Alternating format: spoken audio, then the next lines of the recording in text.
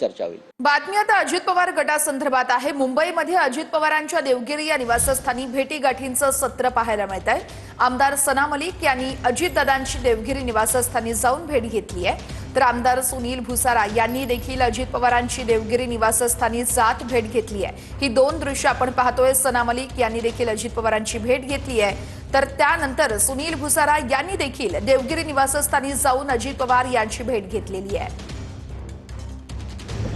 विकास महामंडळाच्या अनेक प्रलंबित प्रश्न आहेत। निधी नाही मिळालेला बऱ्याच दिवसापासून आणि भुजबळ साहेब आजारी असल्यामुळं कालच शासकीय भात खरेदी जी होती त्याची मुदत संपलेली आहे आणि ती मुदत वाढवून मिळावी यासाठी आज दादांची भेट त्या ठिकाणी घेतली। त्याचबरोबर महामंडळाला निधी नाही मिळाला मागच्या अनेक काळापासून, त्या संदर्भातली आजची भेट होती। दादांनी त्यावर सकारात्मक सांगितलेलं आहे की लवकर आम्ही मुदत पण वाढवून देऊ आणि जो काही निधी त्यांना आम्हाला अपेक्षित होतो ते पण देतील, त्यांनी सांगितलंय।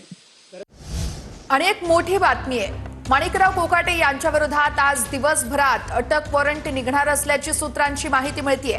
या घडीची अतिशय मोठी बातमी म्हणावी लागेल। माणिकराव कोकाटे यांच्या विरोधात अटक वॉरंट निघणार असल्याची सूत्रांची माहिती आहे। चंदन पूजाधिकारी आमचे प्रतिनिधी या संदर्भातले अपडेट्स आपल्याला देत आहेत। चंदन, आपण काल बघितलं की जिल्हा सत्र न्यायालयाने काही दिवसांपूर्वी प्रथम दंडाधिकाऱ्यांनी जो निकाल दिला होता तो कायम ठेवलेला आहे आणि त्याच्यामुळे कोकाटेंच्या अडचणी या ठिकाणी वाढलेल्या आहेत। सदनिका लाटल्या प्रकरणीचा जो आरोप आहे तो कोकाटेंवर ठेवण्यात आला होता आणि त्या संदर्भातली सुनावणी जी आहे ती प्रथम दंडाधिकाऱ्यांकडे झाली होती, मात्र त्या संपूर्ण प्रकरणावर तात्पुरती स्थगिती जी आहे ती देण्यात आली होती। आता मात्र काल जो निकाल आलेला आहे त्या निकालानंतर जिल्हा सत्र न्यायालयाने मागच्या कोर्टाची शिक्षा जी आहे ती कायम ठेवण्याचा निकाल दिलेला आहे आणि त्याच्यामुळे क्रीडा मंत्री माणिकराव कोकाटे यांच्या अडचणीत वाढ झालेली आहे।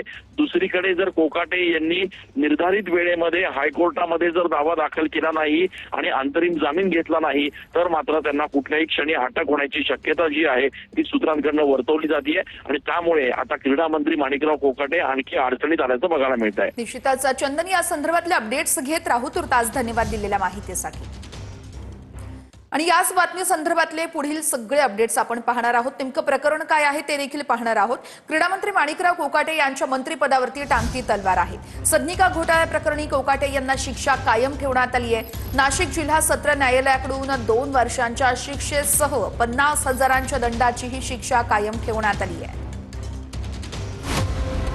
राज्याचे क्रीडा मंत्री माणिकराव कोकाटे पुन्हा अडचणीत आले आहेत। शासकीय कोट्यातील 10% सदनिका गैरव्यवहार प्रकरणी नाशिक जिल्हा सत्र न्यायालयानं शिक्षा कायम ठेवली आहे। मुख्यमंत्री कोट्यातून दिल्या जाणाऱ्या सदनिका या बनावट दस्तऐवज तयार करून लाटल्या प्रकरणामध्ये कोकाटे आणि त्यांचे भाऊ विजय कोकाटे यांना प्रत्येकी 2 वर्षांचा कारावास आणि 50,000 रुपये दंडाची शिक्षा न्यायालयाने सुनावली होती। त्यावेळेस या शिक्षेला आव्हान देत कोकाटेंनी जिल्हा सत्र न्यायालयात धाव घेतली होती, मात्र प्रथम वर्ग न्यायालयाने दिलेली शिक्षा जिल्हा सत्र न्यायालयाकडून कायम ठेवण्यात आली। नेमकं प्रकरण काय ते बघूया। 3% स्कीमच्या कोट्यातून सदनिका मिळवण्याचे प्रयत्न केल्याचा आरोप आहे। सदनिकेवर हक्क नसतानाही तो सिद्ध करण्यासाठी बनावट दाखले यंत्रणेत सादर केल्याचा आरोप आहे। दिघोळे यांनी प्रकरणाचा पाठपुरावा केल्यानं सरकार पक्षाने तक्रार दाखल केली होती। यानंतर कोकाटेंना शिक्षा ठोठावण्यात येऊन ते जामिनावर सुटले होते। याआधी मोबाईलमध्ये पत्त्यांचा गेम रम्मी खेळतानाचा व्हिडिओ व्हायरल झाल्यानंतर कोकाटे विरोधकांच्या टार्गेटवर होते। आता सदनिका गैरव्यवहार प्रकरणी न्यायालयानं शिक्षा कायम ठेवल्यानं कोकाटेंच्या मंत्रिपदावर टांगती तलवार असल्याचं बोललं जात आहे। याबाबत नक्कीच आम्ही वरच्या कोर्टामध्ये जाऊन दाद मागू, हा धक्का नाहीये। त्या ठिकाणी आम्ही आमची बाजू अधिकपणे भक्कमपणे मांडू आणि कोकाटे साहेब आम्हाला पूर्ण विश्वास आहे या प्रकरणामध्ये कुठेही दोषी नाहीत, त्यांना वरच्या कोर्टामधून नक्की न्याय त्या ठिकाणी भेटेल हा विश्वास आम्हाला पूर्ण न्यायदेवतेवरती आहे। बघूयात पुढची बातमी।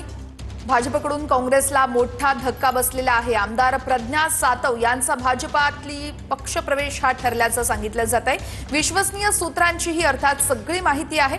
प्रज्ञा सातव यांचा भाजपातील पक्षप्रवेश हा ठरलेला आहे, त्यामुळे काँग्रेसला मोठा धक्का मानला जातोय। काँग्रेस आमदार प्रज्ञा सातव यांचा भाजप पक्षप्रवेश ठरल्याचं सांगितलं जात आहे। भाजपनं त्यामुळे काँग्रेसला मोठा धक्का दिल्याचंही बोललं जात आहे। या संदर्भात विनायक दानू आमचे प्रतिनिधी आपल्याला सविस्तर अपडेट्स देत आहेत। विनायक, राजीव सातव दिवंगत यांच्या पत्नी आपण जर पाहिलं तर प्रज्ञा सातव ज्या आहेत त्या काँग्रेसच्या आमदार राहिलेल्या आहेत आणि आपण पाहिलं तर त्यांचा आता पक्षप्रवेश जो आहे तो भाजपमध्ये होणार असल्याची माहिती सूत्रांकडून सध्या मिळालेली आहे। त्यामुळे काँग्रेसला कुठेतरी आगामी निवडणुकीच्या अनुषंगाने भाजपने हा एक मोठा धक्का जो आहे तो दिल्याचं मानलं जाते। उद्या प्रदेश कार्यालय भाजप आहे या ठिकाणी 11 वाजता प्रज्ञा सातव यांचा पक्षप्रवेश प्रदेशाध्यक्ष रवींद्र चव्हाण यांच्या उपस्थितीत होणार असल्याची माहिती सध्या सूत्रांकडून मिळालेली आहे। त्यामुळे साहजिकच आहे भाजपकडून स्थानिक स्वराज्य संस्थांच्या ज्या निवडणुकांचा संपूर्ण काळ चालू आहे यामध्ये मोठमोठे धक्के जे आहेत ते वेगवेगळ्या पक्षांना देताना पाहायला मिळतात। त्यामध्ये हा एक काँग्रेसला विनायक, या संदर्भातले अपडेट्स घेत राहणार आहोत। तुर्तास धन्यवाद दिलेल्या सविस्तर माहितीसाठी। प्रज्ञा सातव काँग्रेसच्या विधान परिषदेचे आमदार आहेत आणि त्याच आता भाजपात जाणार असल्यानं मोठा धक्का मानला जातोय। भाजपनं काँग्रेसला हा मोठा धक्का दिलेला आहे। सूत्रांची ही सगळी माहिती आहे। दरम्यान उद्यापर्यंत हा पक्षप्रवेश होणार असल्याची देखील एक प्राथमिक अपडेट समोर येते। प्रज्ञा सातव काँग्रेसच्या विधान परिषदेचे आमदार आहेत।